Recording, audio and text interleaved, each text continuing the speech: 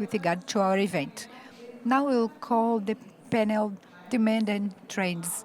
In order to do so, I'd like to invite the mediator, Emerson Guimarães, Sales Executive from JDE Café, Brazil.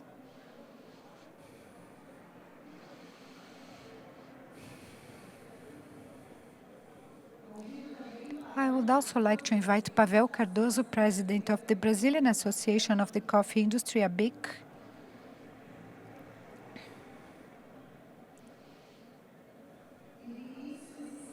And Vinicius Estrela, Executive Director from the Brazilian Association of Specialty Coffees.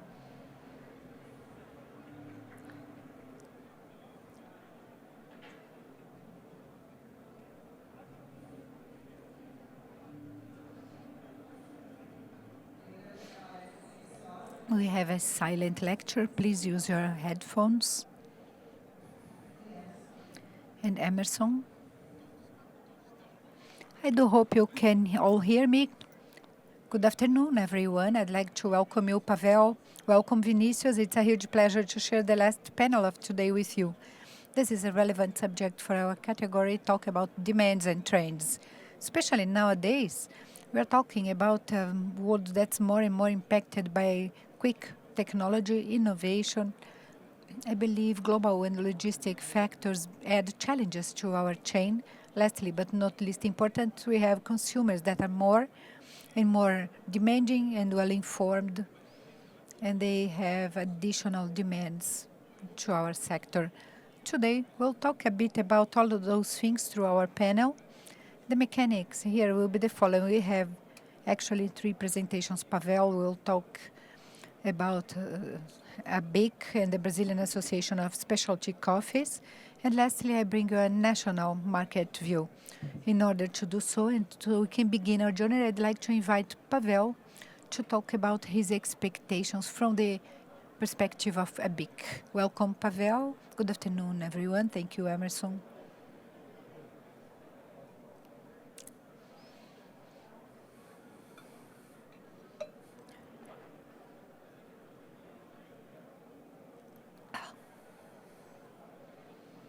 I prefer to stand up, so it will be easier for me, okay?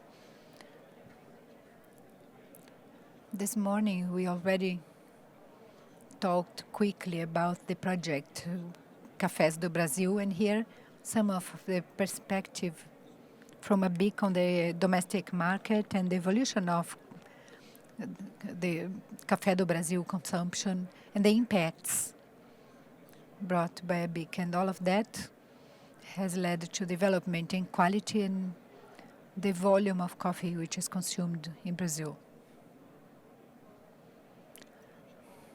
First, we have an X-ray. I really like this slide because it shows part of the feeling we replicate, and it has to do with our participation as a producing country and what we are in the total coffee revenue. We have production and we have domestic consumption. This is data from ABIC, 21.4 million. Data from the indicators shared by the industry, they are from 2025. And we had a production of 46 billion. I'm talking about sales from the industry to supermarkets. And here, this data shows when we add the exports of Brazilian coffee, data from Café of $15.5 billion last year. And adding that to this 46, and we turn it into dollars, we have almost 25 billion, $24.7 billion. We have a participation in our GDP. Look at this market, it's very relevant, of 1.07. It's very small, close to what we can be in this total revenue. Total global revenue produce 40% of the coffee in the world. However, in terms of global consumption, we have 12.6. And when we talk, well, I'd like to show you in details. As we mentioned earlier, we have a generation of 8.2 3.4 million jobs. We are talking here from seed to cup. Total production of coffee in Brazil. All this data, in our opinion, is shocking because of the revenue per collaborator of this ecosystem in comparison to the US. We have data which is less than $3,000 when we add the total of the GDP from Brazil. Our GDP divided by the total number of collaborators involved in the whole ecosystem of coffee, $3,000 per collaborator. And this data, when we bring it and make a comparison with the global coffee GDP, which is approximately $680, $700 billion, we have 3.53% of that total revenue.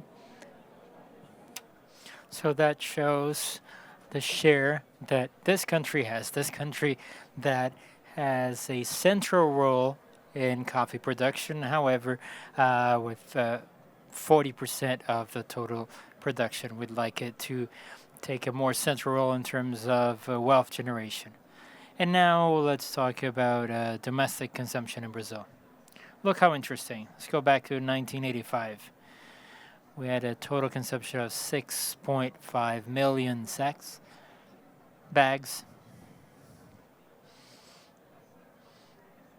And at the end of ABIC, ABIC took on the job of certifying Brazilian coffee. That means developing the product for the domestic market. But this is a private company, and it took us 33 years until the government started to step back in.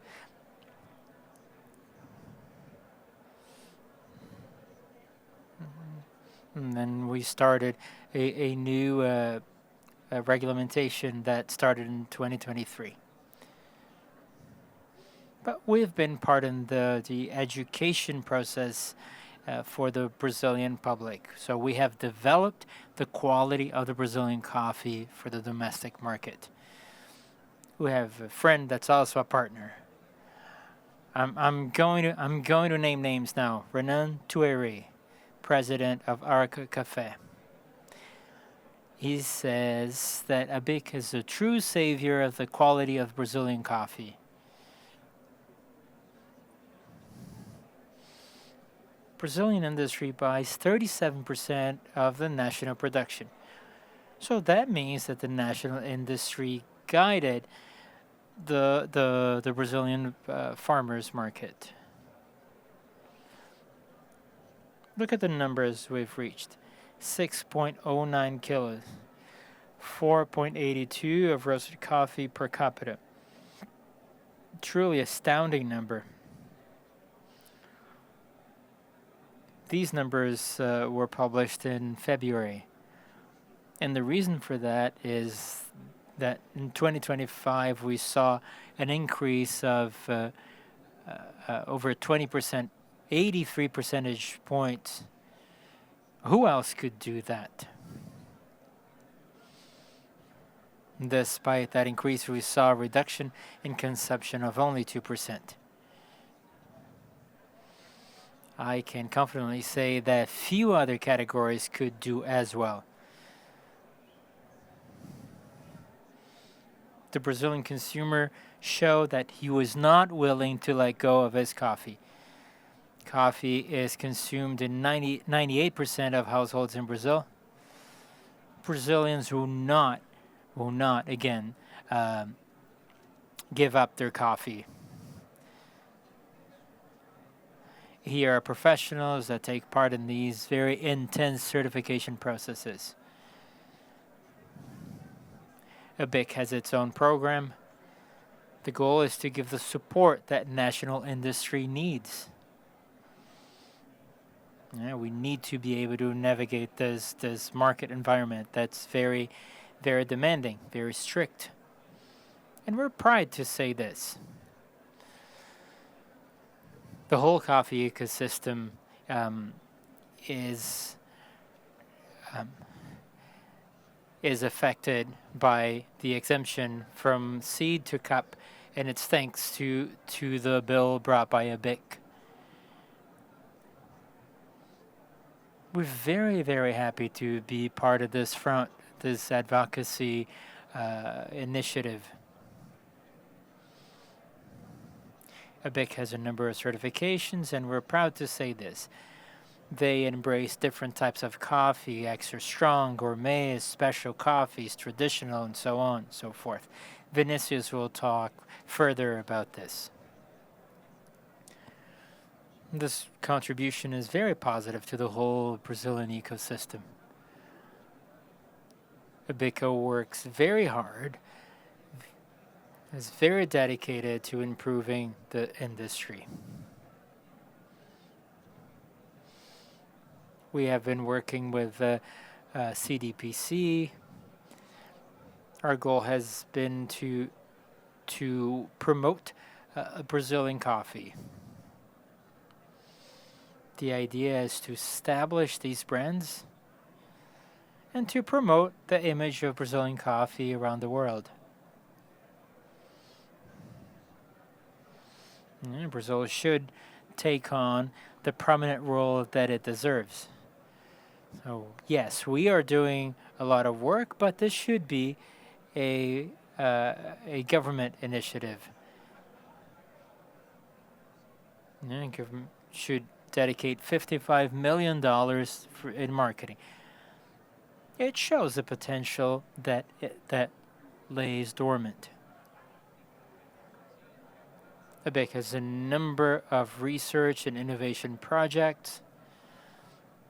Our goal is to bring this knowledge to our associates.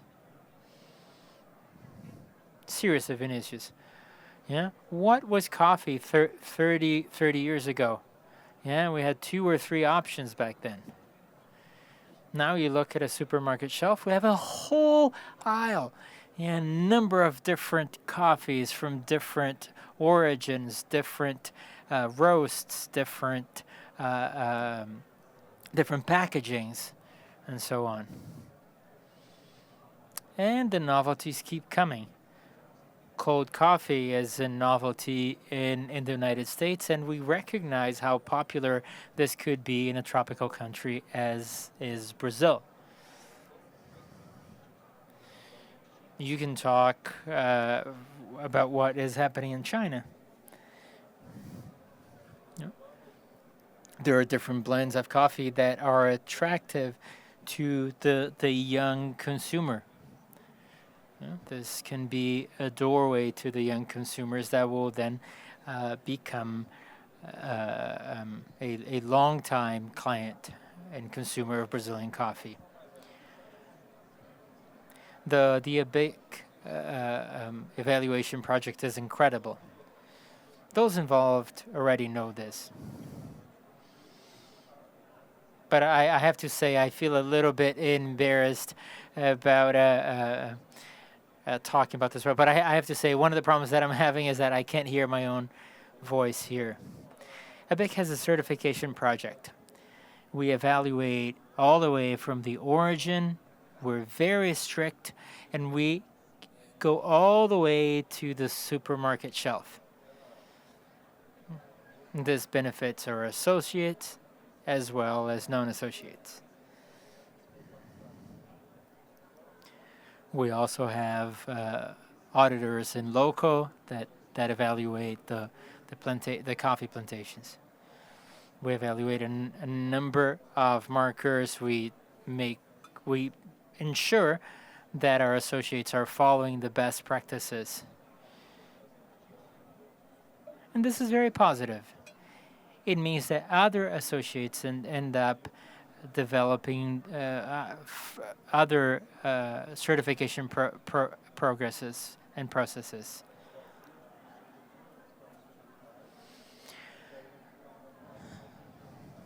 This is the data we were talking about earlier. Starting in 1989, we reached almost 200,000 analyses. Vinicius, this is very, very interesting. We're here talking about 32.5 billion awards for the last 36 years. The environment that we live today is one of regulation. This is thanks to the federal government. Starting in 1989, ABIC started this process, and it did out of its own will. The goal was just to ensure good quality coffee. I'm very proud to talk about this organization. It really recognized those that embrace good quality. This is unique work in the world. We're talking about coffee here geared towards the domestic market. There's a lack of hierarchy in types of coffee. It shows a number of opportunities that every consumer can choose very democratically. During lunch, Vinicius, Emerson, and I were talking. And I said, I can't picture Mr. Adenor back in a small town in Bahia, the father of my work colleague drinking a light roast coffee. No, that's not for him. No. So that means that every consumer can get the type of coffee that works for them. One is 100% Robusta, the other is 100% Arabica, or a blend like this or like that. This is the democracy that offers the kind of product that our clients want. The kind of environment, the kind of rich environment that Brazil can offer. I have to say that we're starting a new process to be able to export more. Going back, we are a producing country that produce 40% of the global production. But our goal is to keep promoting the image of Brazilian coffee. The goal of the national industry has been to strengthen those connections with other countries.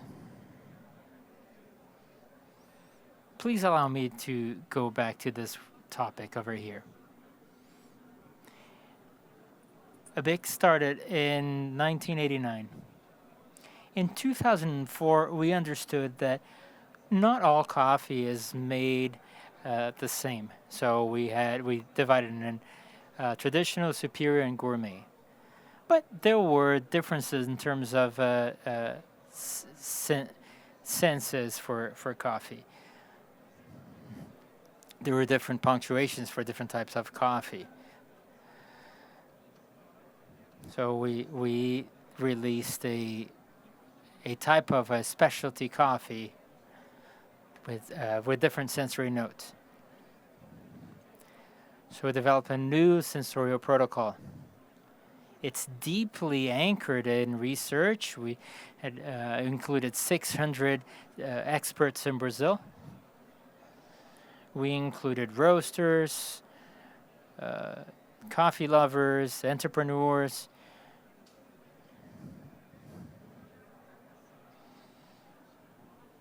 And we developed a new protocol, a new sensorial protocol. So we exclude sensorial notes of coffee, and then we divide coffee due to those notes. So we specify which coffee is traditional, which is superior, extra strong, gourmet, and so on and so forth. All this based on the sensorial notes. That way we respect the taste of every one of our consumers. ABIC shared this protocol. After all, it's a private protocol, and the idea was to share this with Brazil. We registered this 2 weeks ago. It's a new protocol that's property of the whole of Brazil.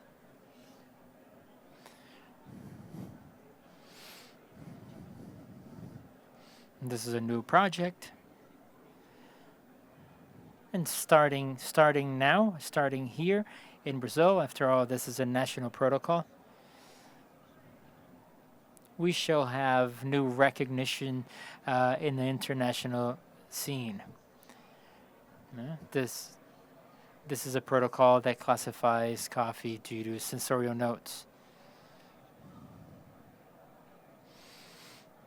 This classification demands quality, safety, and so on. And we know we're not just talking about price. We know this when we look back in 2023, when we went from the Purity Award towards one unique program. The previous note was went up. Pardon me. The current note went up.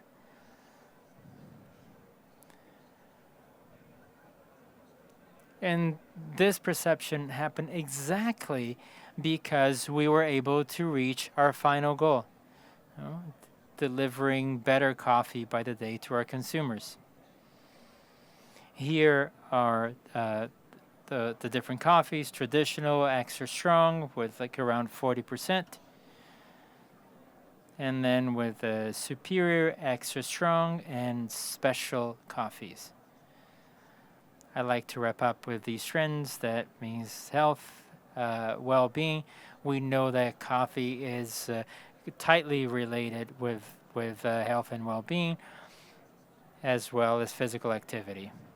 Other consumer trends include innovation, experience, versatility, origin, traceability, sustainability, as well as the practicality that these new projects deliver. We know that this is true in the Brazilian supermarkets as well. And then quality, style, and certification are part of the ABIC brand. As we mentioned earlier, coffee is democratic. It respects the consumer choice. It recognizes that coffee can be used different times of the day. It's good to have espresso after lunch, cappuccino halfway down afternoon, coffee with a bit of milk after dinner. Everyone has their choice. Again, this reflects the sensorial richness that Brazil has. Thank you, everyone. Thank you for your presence. Thank you for your attention. Brazil is able to deliver great quality coffee both to Brazil and now moving towards the world. Thank you. Very good. Thank you, Pavel, for your participation. Wow, amazing performance both in volume and quality. ABIC has an amazing role here, to educate the consumer and to educate the whole chain. Before we move on to debate and conversation, I'd like to make an invitation to Vinicius. Let's look into the premium category, specialty coffee. How does this interact with the environment, and what are your goals? The word's yours. Thank you.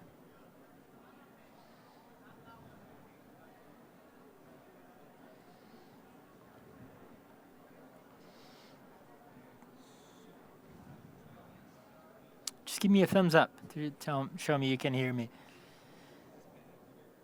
Yeah, Pavel said this earlier. It's a bit disconcerting to be speaking into the void. I'll talk a little bit about ABSA and how it sees the world today.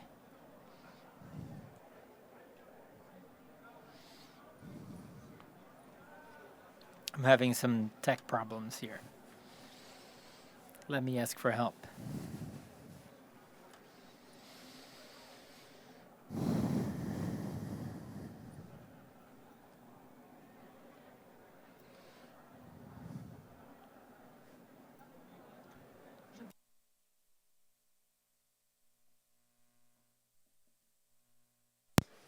Então, próximo. Okay, next one. Okay, next.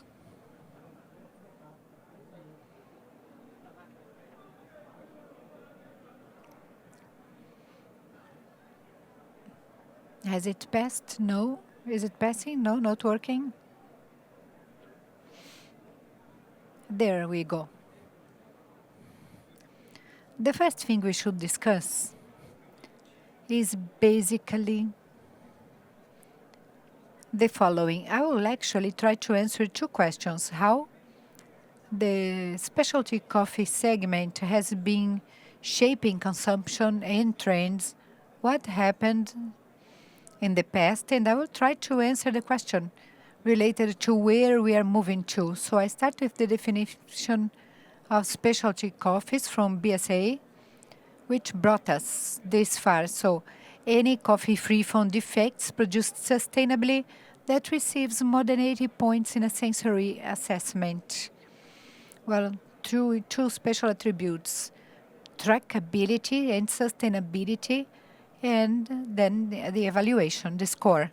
Besides that, I will add two important concepts that brought us so far. The first one is the pandemic taught us what is the concept of nearshoring. When we saw ourselves depending on 95% of masks that were produced in China, the whole world wondered about the situation. We cannot have the whole supply in one place, in one country only. So production chains and value chains were restructured. So we would have production closer to consumption or even the value chain closer to production. We understood that movement and we are fully aware of that. It's been happening for some time, and brands of coffee are closer and closer to their consumers and also their chains. Exporters, cooperatives are now closer to the origin. So there is a movement of getting closer to the origin and the consumer. And now this new moment of conflict makes us think about a different concept, which is the friendshoring. Value chains not only need to be closer to consumers or origin, they also have to be closer to more trustable chains, because we are seeing that happening. Because of a conflict between two countries, as trade was closed and many chains were closed and many people are empty-handed. The two movements bring an important reflection. Value is more and more being deposited in the trust of the whole chain.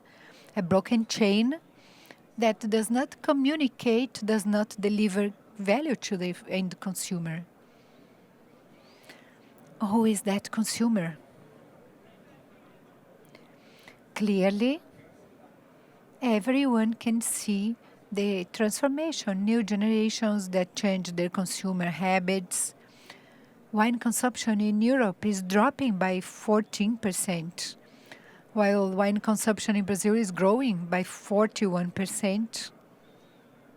More concerns with the ultra-industrialized products and other habits of consumption that come from consumers that have different values, that seek different experiences. So a consumer that asks for more transparency, more connection, more autonomy. As Pavel mentioned, consumers want to make their own choices with more meaning and mainly taking part in the whole story. Eventually, a consumer who wants to go to the farm, to the plantation. How many have received a higher flow of visits or people who wish to be closer to production? So consumption is no longer only functional. It becomes symbolic, cultural, identity linked. This new consumer is from 18 to 24, from 18 to 30 years of age, is the consumer we need to be concerned with. They will drink coffee for 20, 30 years. So now I'm going around the world. Let's talk about the main trends we see in each market. I will start with the largest one, the US. And we have realized in specialty coffee that in a mature market such as the US, specialty coffee tries to find convenience. So there's a movement of putting the RTDs with a premium beverage experience. More and more industries require high quality coffee, ready to drink coffee of high quality for different uses, roasted, but going into other segments. And here we see an important trend. Coffee not only as an ingredient, but going inside the whole logic of food stuff with new contours. A highly informed and demanding consumer, trackability becoming more relevant, and an extremely resilient chain that has been adding value. Just think, we live of selling specialty coffee, a more costly coffee. During the pandemic, our expectation was that specialty coffee, not during the pandemic, I apologize, during the very high tariff period, I said now a specialty coffee trade will become zero with the US. It didn't happen. Even in this segment, the American consumers are seeking this resiliency, and they are now faithful to sensory, and they pay for the difference. However, that has a limit. And here I'd like to draw your attention for two data. 50% of American consumers eat specialty coffee regularly. This is data from NCA. And this gigantic market of ready-to-drinks in the American market. And in Europe, we saw trackability, the old concept from BSCA, and as a real trend in the coffee market. In Europe, sustainability as a requirement, ESG integrated to purchases, mandatory transparency, the origin is valued, and specialty leads the experience of premium coffees, UDR, carbon, traceability, all these elements at the very center of the agenda of European consumers. We are talking about a different consumer who makes different choices from the American ones. But we need to pay attention to one point. They all take part in what we call a global village, and they communicate, so they shape the consumer of the future. In Japan, we have mature consumers. That's a market with a high standard pattern. They have a consolidated culture of specialty coffees. Importers and consumers pay for this coffee, and they value consistency. I mean, it is not an exceptional batch produced during one sale. It's a long-term relation. And here I'd like to draw your attention to one thing. The value of specialty coffee is built over time. And value is not price, it's the relationship that was built. This chain is not valid for 1 year. It's reputational, and that's where we build experiences during this journey. And now we talk about markets that are not as mature as the previous one, but they sustained the development of the specialty coffee chain. The Middle East, where people drink more and more specialty coffees, they have a quick expansion. They have high standard premium coffee shops, young and connected consumers, and consumption is associated to experience. So in the Middle East, specialty coffee becomes an aspirational experience. After all, they cannot meet on a happy hour to drink beer or spirit. So this is a good environment because they have a new language. It's a symbol of hospitality and lifestyle there. In China, coffee grows, specialty coffee grows with the new middle class. This is a quickly growing market with strong component of digitization and urban lifestyle, an expansion of consumption among youngsters. And in China, coffee is associated to modernity, experience, and urban lifestyle. And here, we need to pay attention to this gigantic growth of consumption in coffee shops. It is from China, that the Luckin Coffee was born, which is a gigantic company, and now they are trying to expand their brand also in the American market.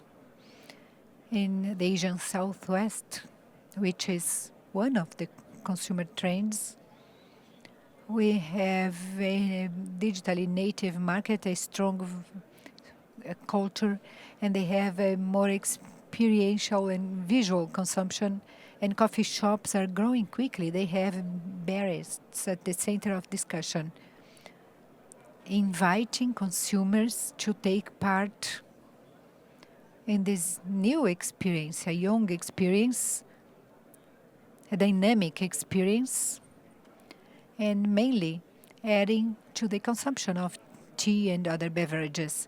And I'd like to draw your attention to these markets because traditionally people do not drink as much coffee there as the ones we mentioned previously.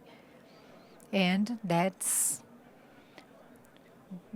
where we need to get new consumers to increase production in terms of specialty coffee. And a new important trend, which is consumption of specialty coffees in producing countries. More and more from Ethiopia to Colombia to Brazil.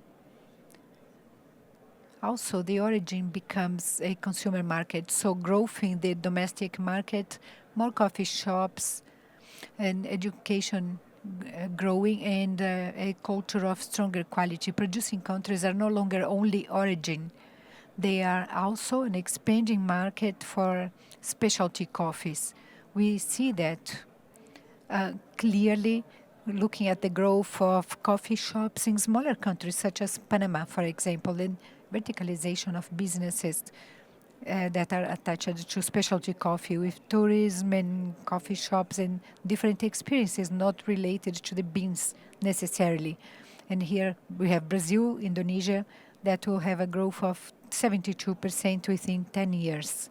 And Vietnam, with one of the most dynamic markets in Asia. From the viewpoint of Brazil, what have we seen? Specialty coffee has increased the perception of value for the Brazilian coffee. We have seen, especially after the pandemic, a very accelerated growth in franchisings of coffee, the number of coffee shops and micro and nano roasters coming from this world of specialty coffee. This is very important. As Pavel mentioned, Brazilian producers do not depend only on exports to work with their coffee. They may have, in a partnership with the Brazilian industry, coffee shops, a strong component, which creates a new option of working with coffee in the Brazilian market.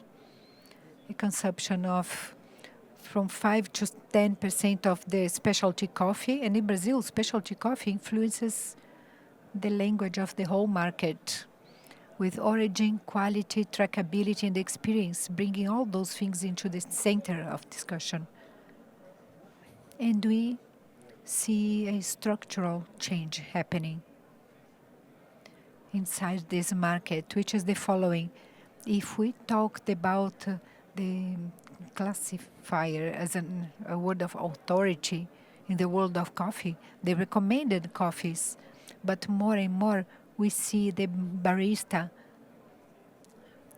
growing more and more. His importance is growing. Panama developed the origin strategy for the country, considering the champion baristas worldwide. 50% of competitors in the World Championship of baristas use coffee from Panama. And Brazilian coffee, just like 4 competitors. And here we see the domestic market developing, and the competencies of Brazilian baristas are also developing, and we have 2 world champions in the last years. The global champion of barismo, Borão, and Jonathan Almeida. And finally, I'd like to mention a different logic that will guide us for the next 10 years. The value of strategic investigation. A few essential questions remain unanswered, and we need to address a few answers if we really want to increase, to have a new generation of specialty coffee. We need a sensory identity of specialty coffees in Brazil attached to the geographical indications and origins, so that the almost 10 million coffee bags produced in Brazil, and we are talking about specialty coffee here, so they may have real diversity. And so we can position this coffee in the domestic market and foreign market. The consumer behavior, market positioning, and some historical evidence. So we need to understand that what has taken us so far will not be enough from now on. Why? Because we are dealing with completely new consumers that are from 18 to 24 years of age, who will sustain the growth of specialty coffees. They have new questions. They want to take us away from the comfort zone and the success of that transformation. And so the solution is education to help this transformation. Recently, BSCA has signed with SCA an agreement in which it integrates the coffee value assessment, removing the logics of scores and bringing into sensory profiles an effective description with a new challenge to discover the real value of specialty coffee. We are not talking about price here. We are talking about positioning, adding a new layer which will allow us to bring elements into the discussion of the value of specialty coffee, such as regenerative agriculture, which was completely outside of this discussion. But it's an important asset to define this value. So, education has created a new global language of quality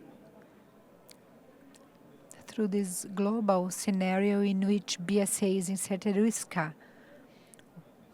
There were more than 80,000 people trained in the new methodology worldwide, and more than 1,000 people trained last year.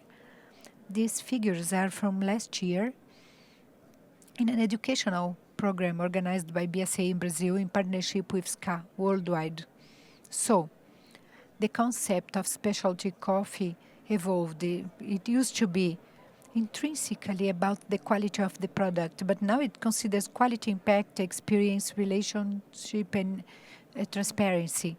The definition has changed to specialty coffee is a coffee or coffee experience recognized for its distinctive attributes, and because of these attributes, it has a significant extra value in the marketplace.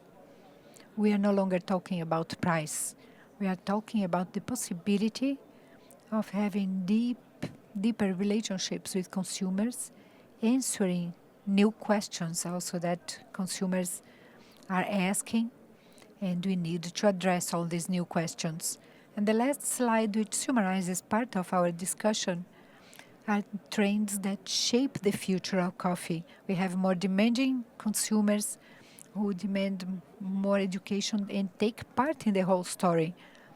More data, using metrics and intelligence in decision-making, ESG and trackability at the center of this discussion, new businesses as a source of diversification, innovation, and revenue models, and then retail. And when I say retail, I mean coffee shops concentrated on local relationships and multi-channel experiences. Tourism, carbon, and an edutainment logic, which is education and entertainment at the center of this discussion. Specialty coffee is no longer a niche. It became a segment now. So it has specific features that position us well to answer all the demands of these consumers distributed worldwide with different needs, but who communicate in the global village, where we talk about this beloved product, which is coffee, and we add new possibilities of relationship between consumers and producers in the chain as a whole. That's why BSCA is the Brazilian Association of Specialty Coffees, representing producers and baristas, trying to find a better integration in this chain to have a better perception of value around a high quality and excellency coffee. Thank you. Amazing. And your understanding of the subtleties of specialty coffee. Yeah? All this through the perspective of the consumer. The role of this association is incredible and very important. We want to understand the development of the category through the perspective of the consumer. Thank you for this tour around the world. Yeah, we traveled around the whole world in 15 minutes. Thank you very much, Vinicius. I'd like to make an invitation. Let's land in Brazil to understand the demands of the Brazilian consumer. After all, we're talking about the largest coffee producer in the world and the second consumer market in the world. Let's wrap up this conversation and move on to the debate. Let's understand how the consumer takes place in Brazil and what the relationship is in Brazil.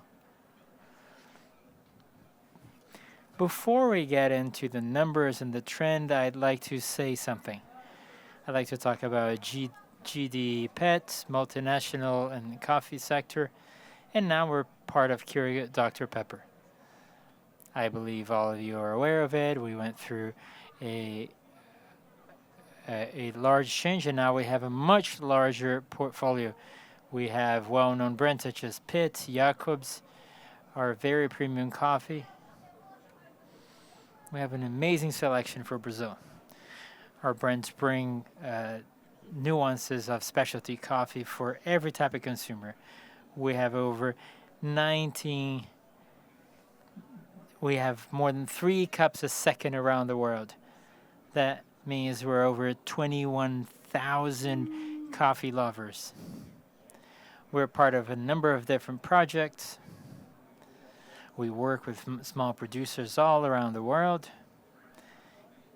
And there are segments available to answer to the demands in all kinds of environments, be it professional, home, or retail. Our head office is in Barueri in São Paulo. We have an office here in Santos, as well as 5 plants around the country. We, along with 26 market share points, we have our whole operation in Brazil.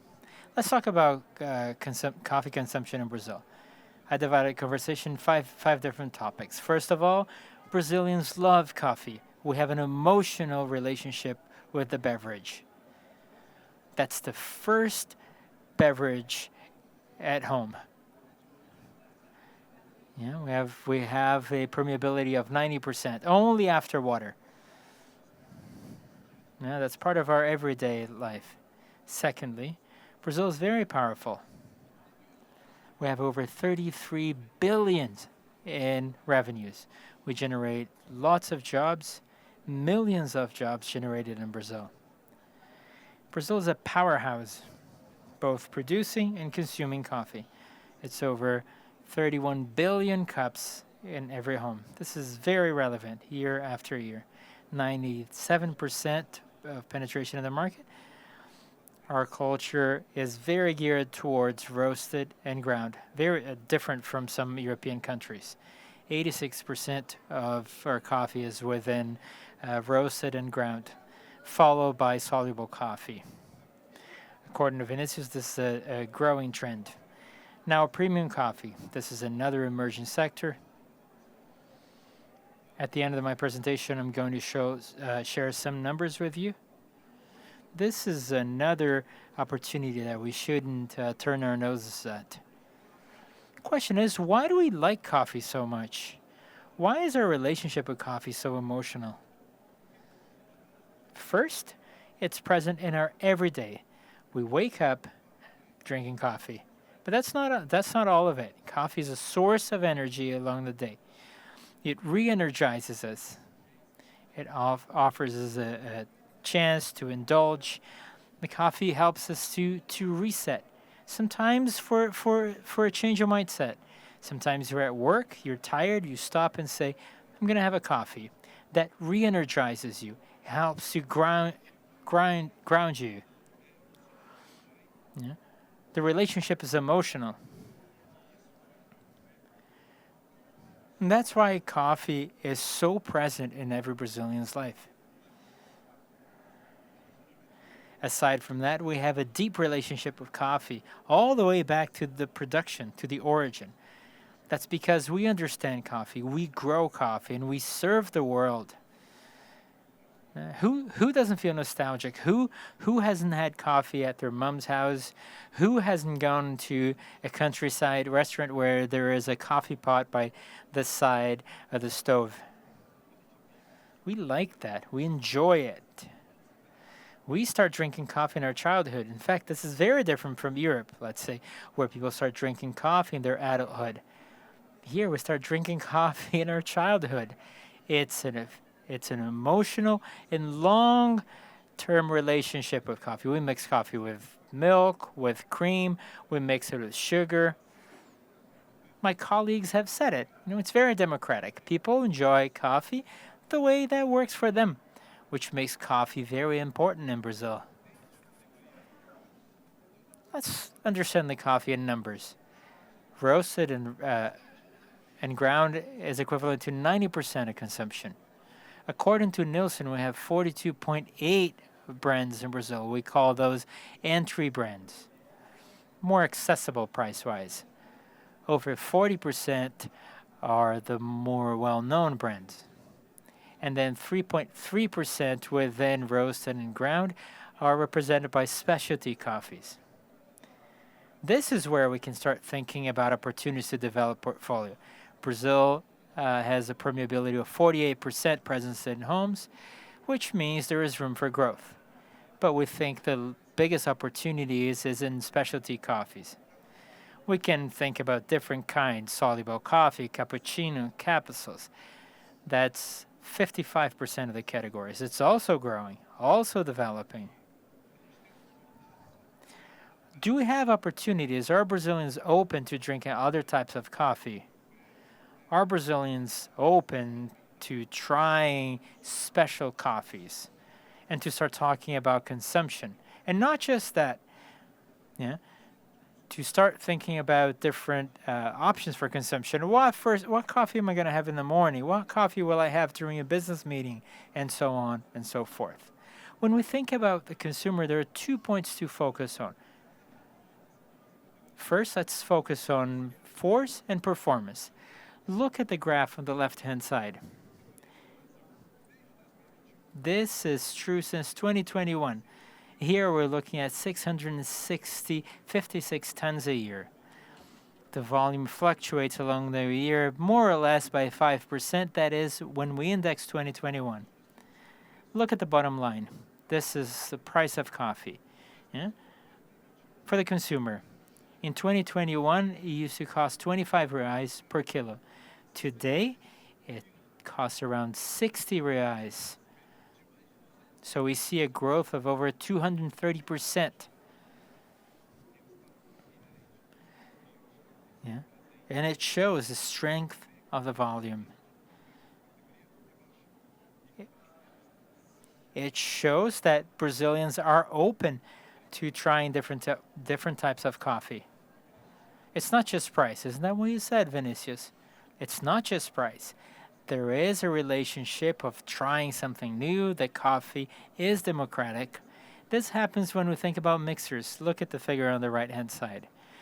It shows permeability and how the different categories coexist in the homes. Today, almost 50% of Brazilians mix different categories. They buy roast and ground. They buy capsules. They buy soluble coffee. They buy roast and grounded. They buy cappuccino, and so on and so forth. And this happens year after year. This means Brazilians are making different choices, developing and getting to know the categories. This shows a large opportunity. This shows how we can bring value to the productive chain, to industry, and how we can offer different types of coffee to our consumer.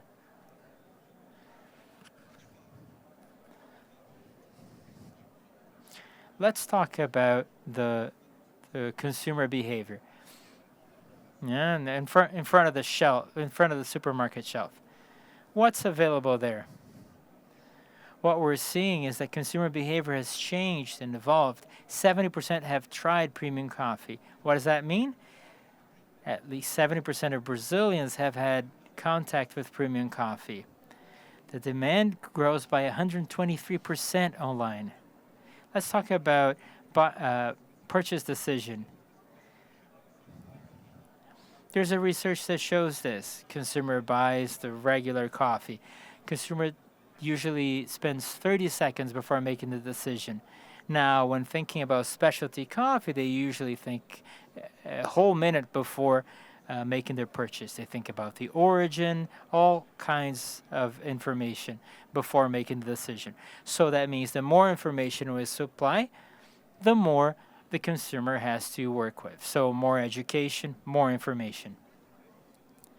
50% have tried coffee in different places. So having coffee in different places makes a difference because consumers will try different coffees. I am going to wrap up this part here before we start the debate, before we start our conversation. I am going to talk about the share of premium coffee in Brazil. Let's compare MAT versus last year. The category has grown 12.7%. Coffee pods have grown by 14.5%. Soluble coffee, 17%. Premium soluble coffee. And then grains, up to 25% in the last 12 years when compared to the previous year. Brazil has lots of opportunities. Pavel said this before, we must be very democratic, let everyone enjoy the coffee that they like, but I want to recognize the plethora of opportunities that are here. Thank you very much. We'll move on to the questions. My contact is up here.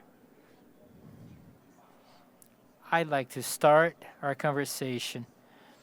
Let's talk about everything we've shown up here. Pavel,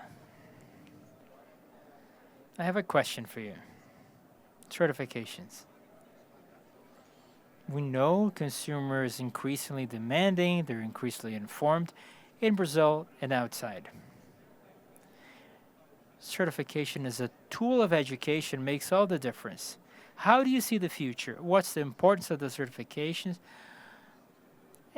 And what else can we gain? What else can we gain in terms of certifications? ABIC has been a big player in those efforts. Amazing question. Certification makes all the difference. We've seen this historically in the way coffee is consumed in Brazil. We can look back in 1989 with the first qualification award by ABIC.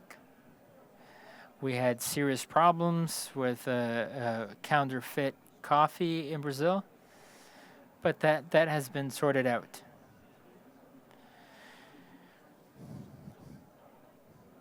The only way we can offer these different types of coffee safely to Brazilians is through certifications, right, by the ABIC standard. And this is how we can deliver the rich sensory experience that the consumer has both at home and outside. Last year, we had our first seminar exactly focusing on this. First, on quality and customer defense. So it was a partnership between private and public sector. The seminar brought together Association of Grocery Stores, the Federation of Grocery Stores in Rio de Janeiro. This was run in our head office. And the idea was exactly this, to map out the situation. And we worked with customer defense organs such as Procon, Anvisa, and Visa from the state of Rio de Janeiro. We're able to dialogue together, face by face.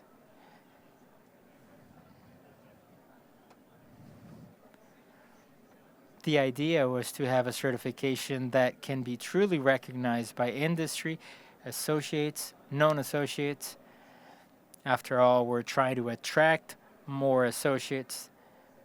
That's exactly what the effort does. They recognize the importance of certifications. We were able to bring the grocery stores that fight for the defense of like good products on their shelves. And that's how we establish a healthy public environment. So who gains from this? The consumer.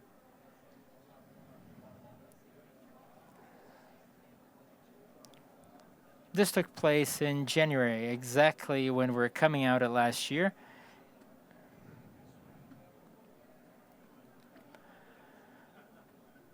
So, yeah, at that moment there was another panic. People were afraid of the fake coffees. Yeah, this was very worrisome for the Brazilian industry. After all, we've been fighting against this for the last 39 years.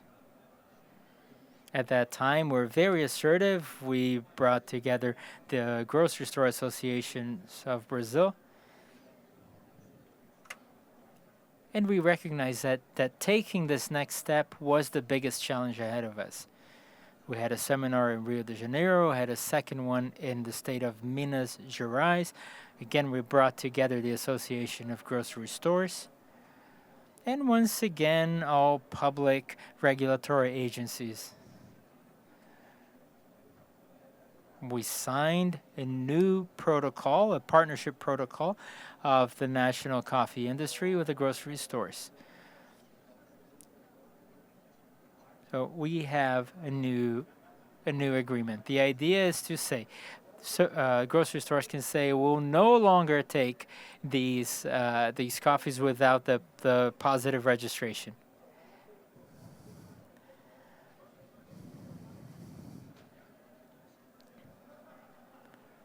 But there's something interesting. We had an important victory in the state of Rio de Janeiro.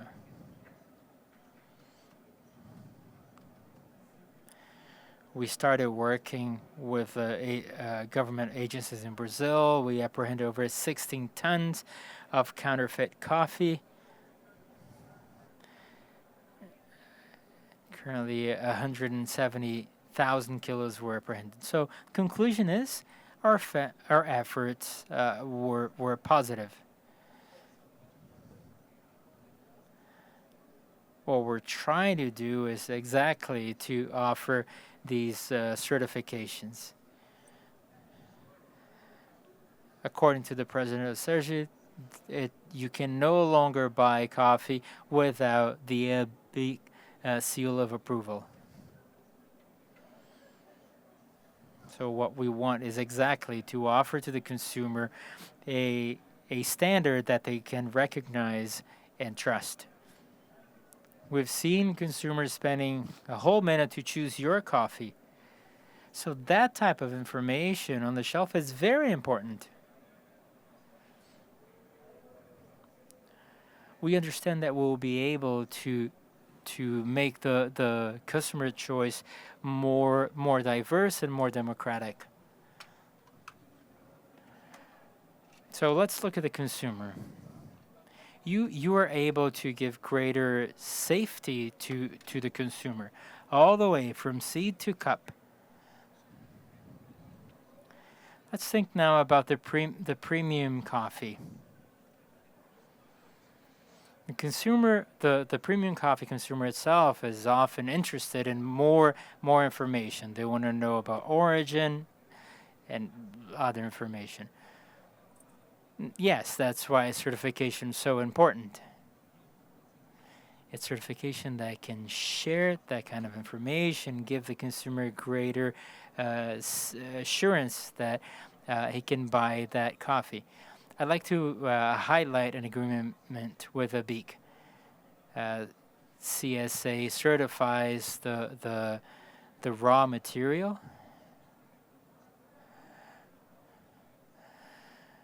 So that a business can buy a certified raw material, and with that, they can deliver a high-performance product.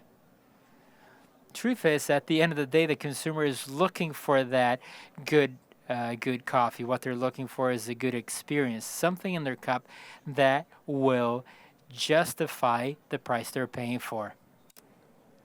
BSCA has quality programs that are special for the specialty coffee, but we try to have more and more conversations with the industry and ABIC so we can have a common language for the end consumers.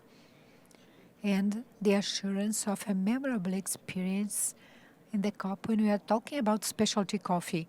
That has to do with what you mentioned before. It's not only specialty coffee, it's an experience since the purchase to consumption, and it adds a warranty, especially for consumers that are more and more demanding. Now, changing subject a bit, you traveled to many countries, to the US, drinking several types of coffee, and Europe is concentrating on certification, in China lifestyle, and in Japan lots of trust in the chain. What about Brazil? Which are the leverages that could help improve even more specialty coffees? Which are the specialties you see for the domestic market? Well, in the Brazilian market, we understand it's an important tripod. The connection of consumers to the origin. If we do not understand specialty coffee as the producer being able to talk through the coffee with the consumer, that is part of the idea of the whole segment. Adding businesses that are related to tourism and other sources of income to consumers. A specialty coffee and a production which is more and more sustainable. It should be offering something more, not only the quality of the product, but eminently education. If we do not explain to consumers and during the whole chain what can be expected of a specialty coffee, sometimes it will not be possible to bring the whole potential of that coffee to the cup, and that's essential for consumers. And if the consumer wants to drink a specialty coffee, he can drink a fermented coffee, a natural coffee. He can open many new opportunities, innovation and experiences. We also believe this is a drive to increase consumption of coffee in Brazil. More and more. When we move in here, I'd like to use the scale of styles from ABIC, superior coffee, gourmet coffee, and specialty coffee. We are talking about creating more value to the industry and consumers without forgetting the traditional and extra strong, because they have their own places in the homes of consumers, and they were responsible for starting this whole transformation. But we see consumers are mature through educational programs and strengthening the barista, and from the origins to the producers, we find these answers for the new consumers. Okay, looking outside of the gate, we have an educational role, right, Pavel? The whole chain, but we also have a strong educational role for consumers through events and baristas. Is that it? Yes, precisely. As Vinicius mentioned, it's important to add to this discussion an important circumstance for the times we face now. The matter related to the purity of coffee was left behind. Now we have the assurance of delivering 100% pure coffee with high quality, not only starting with the development because responsible for. From 89 to 92, we took care of the self-regulation of our industry that was brutally reduced to less than 1%. The major challenge is sharing that experience with the consumers of these sensory coffees and knowing about this, we try to share the right information with our consumers so that looking at the opportunities in the Brazilian supermarkets, the Brazilian supermarkets are responsible for more than 83% of distribution. The coffee leaves distributors, reach the industry. So supermarkets are the major distributing channel. They take the coffees to the tables of the Brazilian people.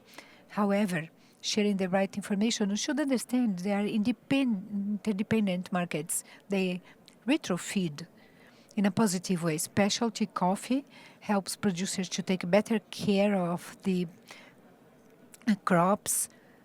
Through regenerative crops, they can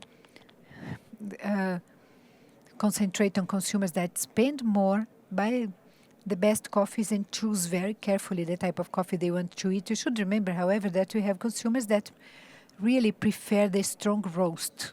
We have a history in our group of members. We have more than 600 associates at ABIC who export coffee to the US. And they have high quality products, roasted coffee with a very dark roasting, stronger than the extra strong coffees we have here. And coffees that are sold and they cost from 15 to 18% more, considering you will have a double dose of caffeine in the beginning of the day. Okay, it's part of a democracy. So that good education with regard to specialty coffees, preserving democratic choices of each consumer because they have different tastes. That's the world of sensory coffee, and Brazil produces many types of coffee: Arabicas, Canefras, Robustas, and Conilons, increasing quality. We have to understand this is a very positive interdependence for the Brazilian market, and it has a positive retrofeeding role. That's what the national industry should concentrate on: developing quality, especially certified quality, concentrating on the safety of food. Yes, providing the consumers with high quality coffee, and that is going to feed the whole chain through the consumption of national products. Okay, one last subject I'd like to discuss. We talked about diversity. We talked about demanding consumers who want the coffee and the many occasions to drink coffee, one in the morning, one in the afternoon. We are talking about different notes and nuances in Brazil and worldwide. So how can this chain be prepared for such a challenge? I mean, I have more personalized consumption in different moments of the day.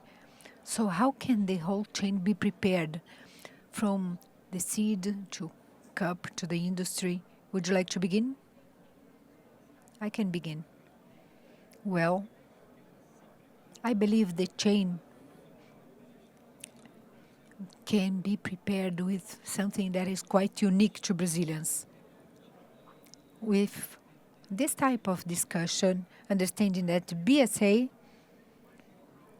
has specialty coffees, but we try to build consumption environments that help with supply for the industry and consumers in terms of specialty coffees, in the same measure in which the industry concentrates on practices and the regulatory scenario, defending Brazilian consumers and getting ready to conquer the whole world.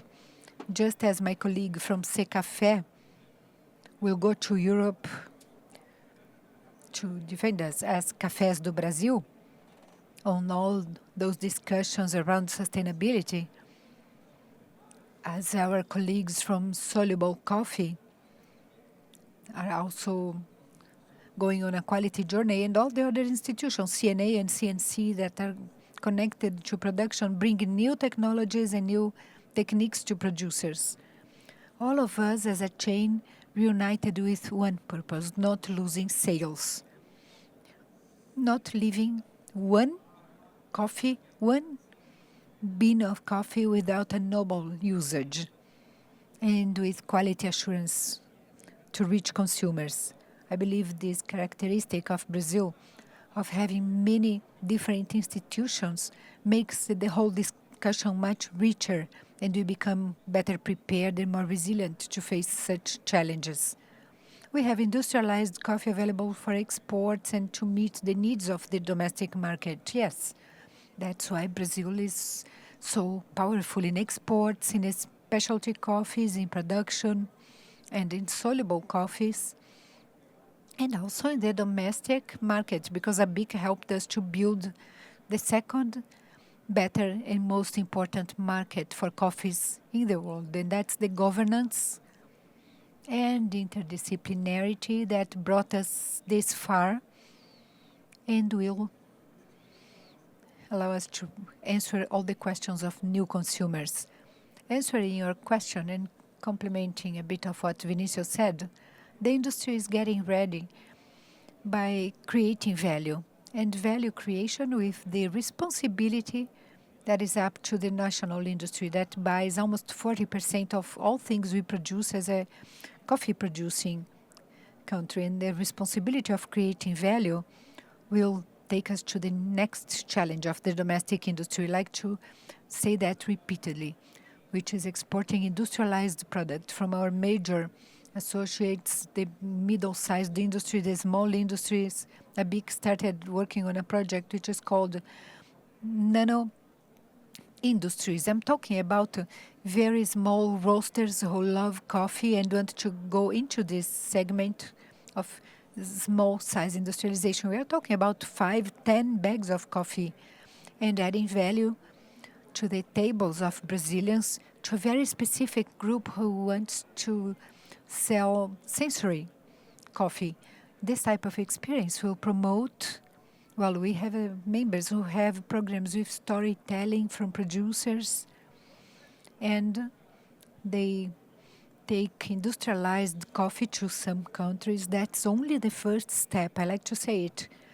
It's just the first step. Brazil wants to export our industrialized coffee to the whole world.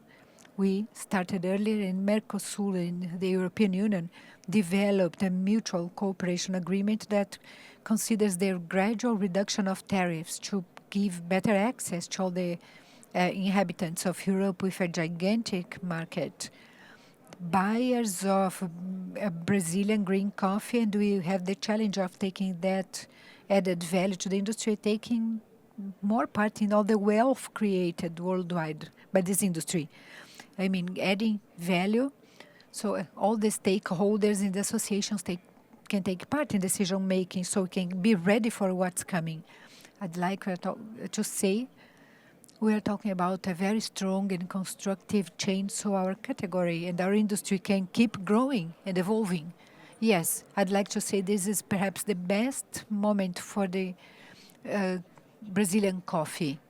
And I say it's the best moment because I'm talking about the organized coffee chain with all the coffee associations, Embrapa Café, ABIC, and many others that are involved.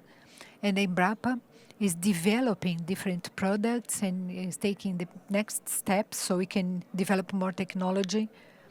This moment might be the convergence of what we mentioned this morning, the rebranding of the brand Cafés do Brasil.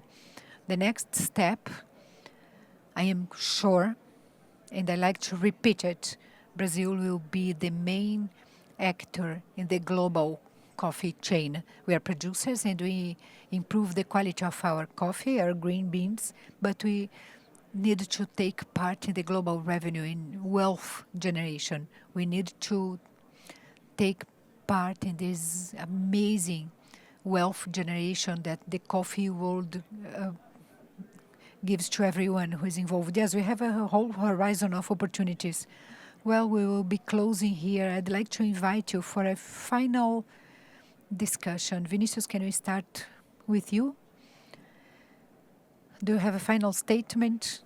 Well, I would say this is a very important moment. We should understand the major trends so we can make mature choices that can guide us through next year we will complete 300 years of coffee production in Brazil.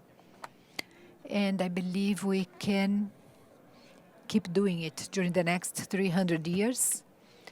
Today we are discussing the future, all the future trends that will guide us for the next 20, 30, 50 years to attain the dream, which is mine, it's Pavel's, it's our dream. We all want to see the Brazilian coffee being sold worldwide with the value and respect it deserves, also financial value.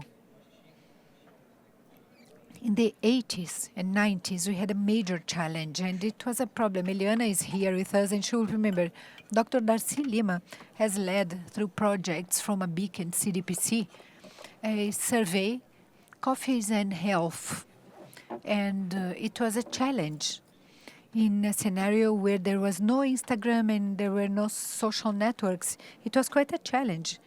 Physicians associated coffee to many health problems. Okay, those researchers found substance not only in Brazil, but the partnership between Brazil and the Vanderbilt American University have proven it scientifically. They have proved that coffee is not harmful. Actually, it's good for health, and we see many, many new opportunities. As Vinicius said, the reduction of alcohol consumption is really concerning to many industries. Wines and spirits and beers and coffee keeps growing because the association of this idea of coffee and health, it used to be a challenge, but now it's a concept we all understand. Coffee is great for health, for pre-train, and it's associated to prevention of coronary diseases. There are good acids present in coffee. Potassium and sodium chloride are great. They are present in coffee more than isotonics. We didn't know that in the 80s and 90s. We have overcome that challenge, and now the next step for the next years, and I like to repeat it because it's very important to ABIC. We want to internationalize Brazilian coffee, and we should have a revenue which should be much higher than what we have today. And I like to repeat it continuously during conversations, interviews, discussions. We like to talk about coffee, right, Vinicius? But if in the 80s, the challenge related to the stereotype of coffee associated to health, generation of value is the major step we should take from now on. Okay, I'd like to close by thanking Vinicius and thanking you for your presence and all the content you shared. Pavel, it was a huge pleasure to talk to you. On behalf of JDE Brazil, I'd like to thank the Santos Commercial Association, BSCA, and ABIC for inviting me to be here. It was a huge pleasure. It was fascinating to go deeper in our category and exchanging knowledge and ideas. I do hope to be with you on the next events. Thank you so much.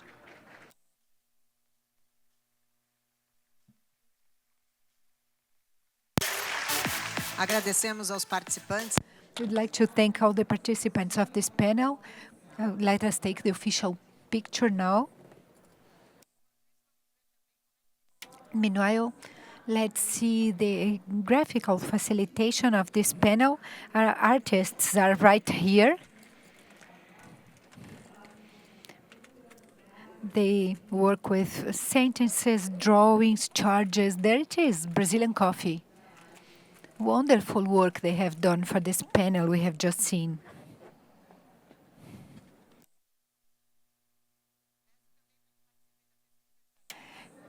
Please answer our satisfaction survey. You can access the QR code. Please answer the questions and talk about your satisfaction. And we close the activities of the second day. Please remember to give your phones back, okay? At the exit, and we will meet earlier tomorrow. Tomorrow we start at 9 a.m. I wish you all a good